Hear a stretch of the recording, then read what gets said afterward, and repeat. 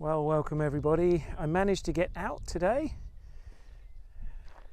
It's a beautiful day.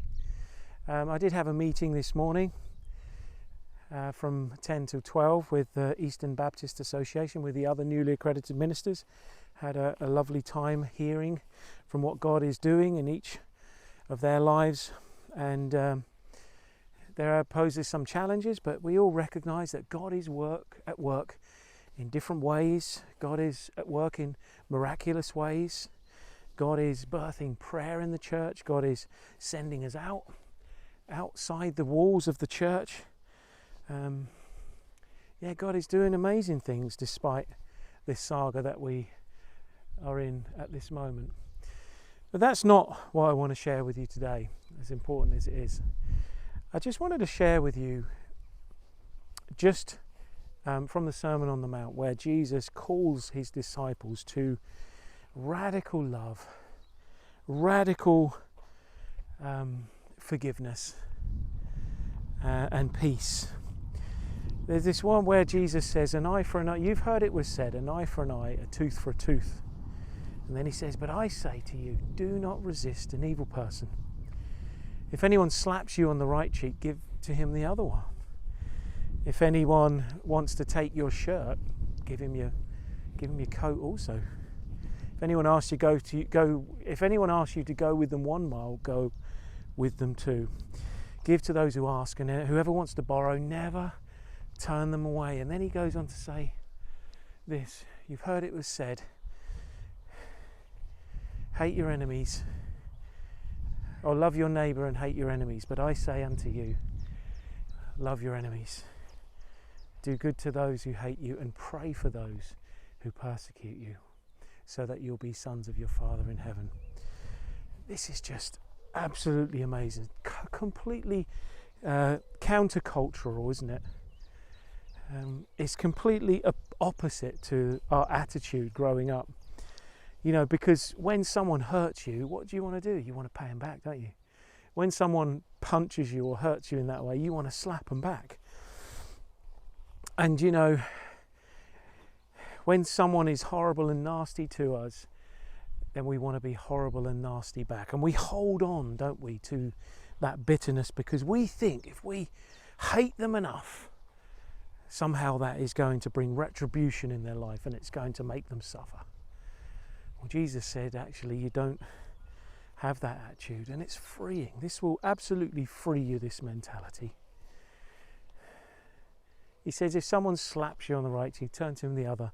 So really, it's I always say this, it takes 2 to tango, but it takes 1 person to make peace. So if someone's squaring up to you with violence, you just say, no, I don't want to fight. That's what Jesus is saying is our attitude.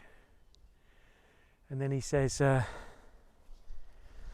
anybody wants to take your shirt, then just say, okay, look, you have it. I'm not going to put up a fight. There you go, bless you with it. Wow, that's radical love, isn't it? And then he says, if anybody wants to go with you 1 mile, go with him 2. What's that all about? Well, if you think about that time where Jesus walked the earth, it was the Roman Empire, wasn't it? And sometimes the Roman soldiers, they would have all their kit, wouldn't they? And they would be tired, because, they used to march for miles, bless them, with this expensive armour that used to be worth the same price as a house or a mansion. And they would find someone by the wayside and say, hey, come on, you're going to carry my gear for a mile. So what Jesus is saying, look, don't refuse them, carry it for them, but actually say, look, I'm willing to go another mile for you because I want to bless you, because I'm a disciple, because I'm a follower of Jesus.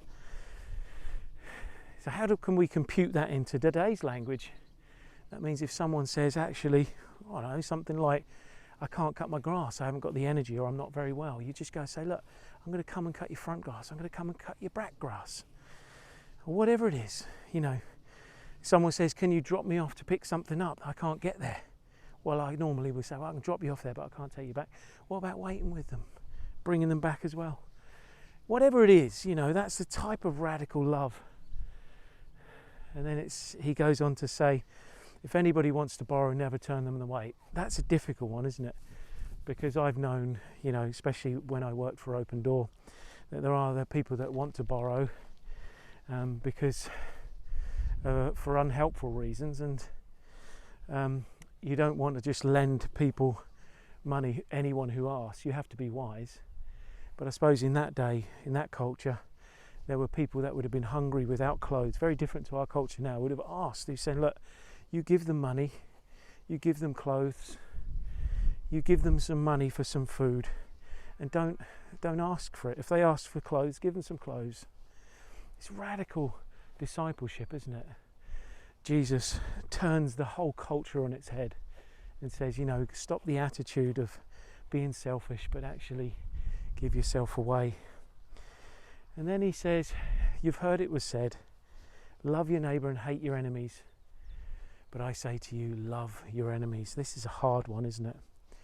I should imagine if you're watching this, each one of us, or I haven't actually, but in the past I have, there might be someone that you really hate, somebody who's hurt you, somebody who's been mean to you, somebody who talks behind their back, somebody who's betrayed you. The list goes on, doesn't it? Your attitude towards them is very much, they're my enemy and I hate them.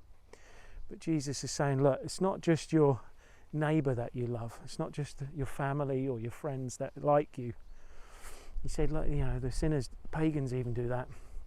But he's calling you to love your enemy. Love the person that wronged you. Love the person who hates you. Love the person who betrayed you. That is absolutely radical love, isn't it? And this is freeing. Because, since I came into this revelation, this reality, no matter how much someone hates me or talks about me ill or squares up to me or whatever, there's nothing they can do to stop me from loving them. There's nothing they can do that can hurt me. Well, maybe there is, but there's nothing they can do that's going to make me continue to hold bitterness and hatred in my heart for them, because I know that person themselves are somehow a prisoner and need to be free. And Paul said this about showing that forgiveness, showing that loving kindness, showing that radical love that Jesus is talking about is like pouring hot coals on their head. That's a powerful image, isn't it? So really, the love that you show, the forgiveness that you show, the grace that you show, even those who hate you or have wronged you, that love burns so deeply that it's transformational, isn't it? I'd say if you're giving love to someone for a long, sustained period of time, that love is bound to break them in the end, isn't it? And that's the love of Christ. That's the love of the disciples. This is what it means to be radical lovers. That's what Christianity is all about. Radical love. I've waffled on long enough about that. I would say practical outworkings. If somebody's hurt you, if somebody's betrayed you, if somebody has been mean to you in the past, if somebody hasn't paid you back, whatever it is, just forgive them. Say, Lord, I forgive them. And just try and change that attitude of bitterness, of hatred, that judgmental attitude to one of grace, and say, I forgive them. And I find it helpful, when I think about that, think about my relationship with the Lord Jesus. The amount of times I've let him down. I let him down just this morning. And he is the one who offers that forgiveness and grace to me. He doesn't call me to account and hate me. He continues to radically love me constantly. And I think that's amazing. And we should do the exact same to others. If we were all like that, we wouldn't have half the trouble. Well, we wouldn't even have 99% of the trouble that we have in the world. And I think that's what Jesus is calling us to do, to be radical lovers for Christ, so that we pour hot coals on people's head, not literally, but actually that love that burns would transform their lives too. Well, thank you for listening. I've gone on for 9 minutes. That's a long time, isn't it?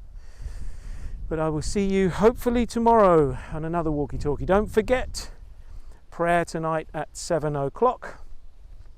But also prayer on Saturday at 9 o'clock on Zoom Room. And then don't forget to join us on Sunday live at 10:30 on Facebook or YouTube, Mariners Chapel page.